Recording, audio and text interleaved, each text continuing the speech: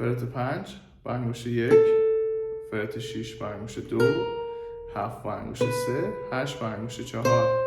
انگشتا ثابت میمونن. 2 رو زدیم 1 رو بلند نکنین، یا 3 رو زدیم 2 و 1 رو بلند نکنین. انگشتا سرجشون ثابت میمونن.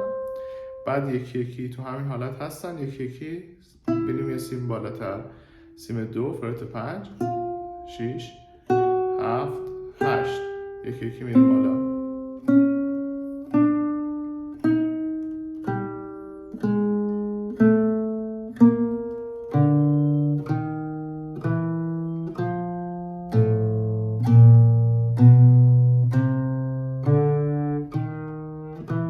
برگشتم همینطور انگشت رو ثابت میمونن.